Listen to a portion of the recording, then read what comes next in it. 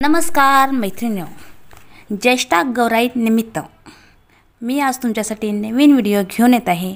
ज्येष्ठा गौराईला गौरी पूजनाच्या दिवशी कोणता नैवेद्य करावा व तो कसा दाखवावा जाणून घेऊया याची संपूर्ण माहिती। चला तर मग आपण व्हिडिओला सुरुवात करूया। ज्येष्ठा गौराई अनुराधा नक्षत्रावर येत असतात। ज्येष्ठा नक्षत्रावर आपण त्यांचे पूजन व त्यांना भोजन करत असतो व मृग नक्षत्रावर आपण त्या गौराईंचं आपण विसर्जन करत असतो। तर अशा ह्या नक्षत्रात गौराईचे आगमन व विसर्जन होत असते। तर अशा ह्या ज्येष्ठ गौराईला गौरी पूजनाच्या दिवशी गौराईला कोणता नैवेद्य करायचा व तो कसा दाखवायचा या माहितीला आता आपण सुरुवात करूया। चला तर मग माहितीला सुरुवात करूया।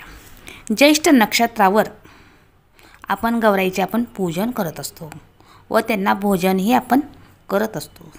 तर त्या दिवशी गौराईला भोजन म्हणून आपण कोणता स्वयंपाक करायचा, कोणता नैवेद्य दाखवायचा ही माहिती आता आपण पाहूया। तर त्या दिवशी गौराई पूजनाच्या दिवशी आपण ज्येष्ठ गौराईला पुरणपोळीचा स्वयंपाक करायचा असतो। पुरणपोळी म्हणजे पुरणाची पोळी, कटाची आमटी, भात, तळण, वरण व भजी असा हा स्वयंपाक करायचा असतो। तर काही ठिकाणी 16 भाज्याही यामध्ये केलेल्या असतात।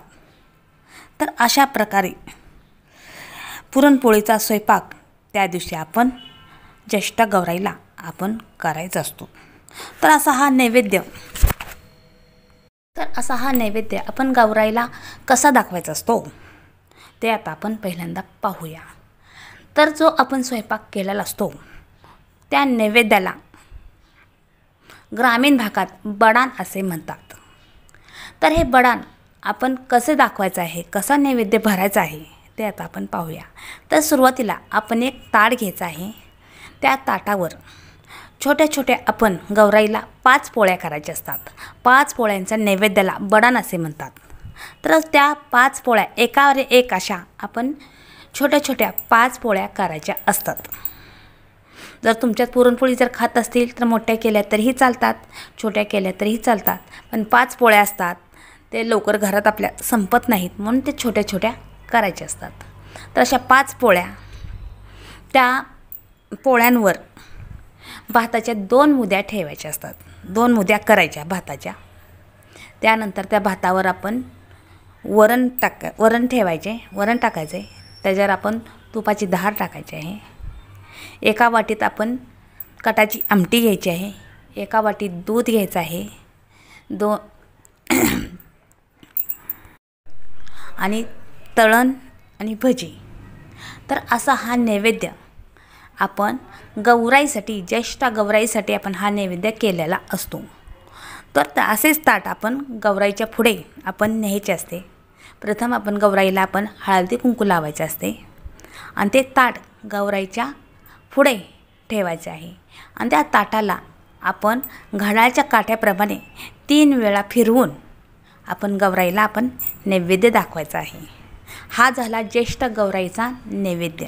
आपल्या घरातील देवांना व गणपती बाप्पांना हा दुसऱ्या ताटात नैवेद्य करायचा आहे। गौराईचा नैवेद्य हा गौराई पुढे ठेवायचा आहे, तो सर्व देवांना दाखवायचा नाही। दुसऱ्या आपल्या घरातल्या देवांना, गणपती बाप्पा, अजून घरातील काही देवघरातले देव यांच्यासाठी दुसरा नैवेद्य आपण भरायचा आहे, तेही दुसऱ्या ताटात। त्यासाठी आपण रोज जो नैवेद्य भरतो तसा आपण दुसऱ्या ताटात हा नैवेद्य भरायचा आहे। 2 पुरणपोळ्या, भात, वरण, कटाची आमटी, तळण, भजी असा हा नैवेद्य आपण गणपती बाप्पांना आणि आपल्या घरातले देवघरांना हा नैवेद्य आपण दाखवायचा आहे। देवघरातील देवांना, गणपती बाप्पा, तुळशी माता अशा सर्वांना आपण हा नैवेद्य दाखवायचा आहे। गौराई पुढे ठेवलेला नैवेद्य आपण हा त्या दिवशी मुळीच खायचा नाही, तो गौराईसाठी आपण ठेवलेला असतो। संध्याकाळी झोपताना तो नैवेद्य आपण झाकून ठेवायचा आहे। दुसऱ्या दिवशी गौरी विसर्जनाच्या दिवशी आपण तुमच्या जर दोरे घेत असतील तर दोरे घेतल्यानंतर, आरतीही केल्यानंतर, गौराईचा मुकुट हलवल्यानंतर आपण ते बडाण्याचं ताट म्हणजे गौराई पुढचं ताट, नैवेद्याचं ताट हे आपण सर्वांनी घरातील प्रसाद म्हणून आपण तो सर्वांनी खायचा आहे. बाहेर मुळीच कुणाला द्यायचा नाही. घरातील प्रसाद हा घरातल्या व्यक्तींनी सर्वांनी मिळून आनंदात आपण हा प्रसाद, देवीचा प्रसाद हा आपण खाऊन घ्यायचा आहे. तर अशा प्रकारे आपण ज्येष्ठ नक्षत्रावर गौराईला आपण अशा प्रकारे नैवेद्य दाखवा आणि तो प्रसाद सर्वांनी मिळून खावा. तर असा हा ज्येष्ठ नक्षत्रावर केलेला नैवेद्य हा अतिशय महत्त्वाचा असतो. तर अशी माझी छोटीशी माहिती कशी वाटली ते कमेंट बॉक्समध्ये मला नक्की सांगा. असेच नवनवीन व्हिडिओ पाहण्यासाठी तुम्ही माझ्या चॅनेलला सबस्क्राईब करा आणि व्हिडिओला लाईक करा. धन्यवाद धन्यवाद धन्यवाद.